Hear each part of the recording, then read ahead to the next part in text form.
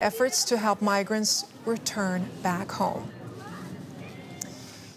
Well, with me now in the studio is Joseph Osuigwe Chidebere. He is fighting against human trafficking in Nigeria through advocacy and training. A very good evening, Joseph. It's great to have you here with us. Very harrowing and staggering statistics that we just mentioned. Why is it so difficult to stop human trafficking?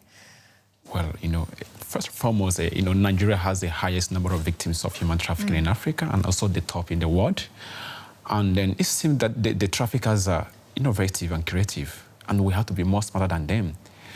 While we plan to fight human trafficking, they're also planning new ways of trafficking, trapping their victims. And this is what happened in Nigeria, and most times because of the primary cause, which is lack of social protection in Nigeria. Because most times they come to make them look as if the situation is the worst. They are promised good life, but they end up seeing the worst life in Europe. They are promised education, but they don't see education. They are promised better life, but they see the worst life. So the challenge we have most times in Nigeria is a lack of social protection. But make it very concrete for us, Joseph. What happens? How do people fall prey to these traffickers? What's it like a trajectory of a victim? Yeah, because of the situation in Nigeria and so many people who feel uncomfortable with what they're experiencing in Nigeria, difficulties, both economic, they feel the best way to make it in life is to leave Nigeria. And most times, these traffickers come to appeal them with nice stories about traveling, and they come with so many promises of, making them leave poverty. And these promises are fake. So they're promising jobs, for instance, in Europe. Yeah, for example, we have a victim we rescued in Nigeria last year. She was promised that when she gets to Mali, not just Europe, in Mali, she's going to pick diamond. Okay. And within 1 year, she'll be able to make money and help her family. So they make her situation look worse, as if the only hope is to leave Nigeria. And then when she got there, she was put in in secluded places where she was sold 3 times before we rescued her. She paid money, but when she got there, she couldn't see what she was promised.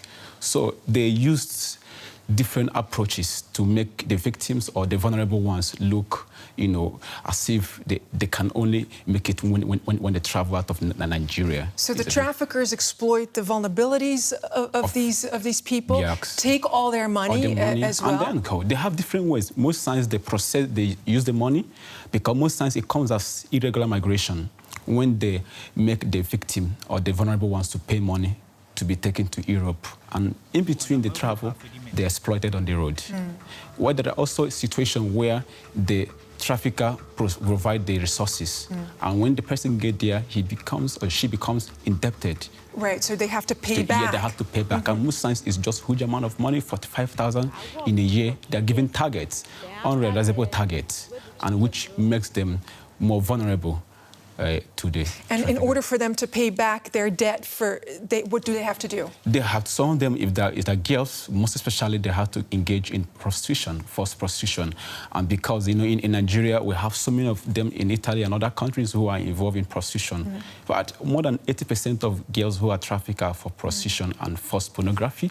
And because of the demand as well, because that's what they call black prostitution, where the demand is to have sex with black people in the European countries. So what Joseph, needs to be done urgently right now to stop this awful experience that these people are going through? Most importantly is the cost to address the lack of social protection in Nigeria.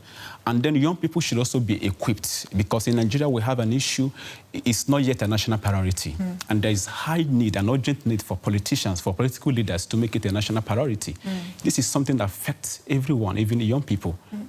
Us as an organization, we are engaging young people to be at the forefront of combating human trafficking, because for us, this is like a weapon against the future of young people, and we can't keep silent. We can't. If we don't do something, something worse will happen, and more Nigerians will fall victims. So there should be political will among political leaders in Nigeria to tackle human trafficking. Joseph, thank you so very much. And I see you brought a sign with you. This is part of your organization. This is part of our advocacy to engage more people in the fight against human trafficking. Lift it up a little bit to that camera. Yeah, great. All right. Thank you so much, Joseph Osuigwe Chidebere, for highlighting the plight of these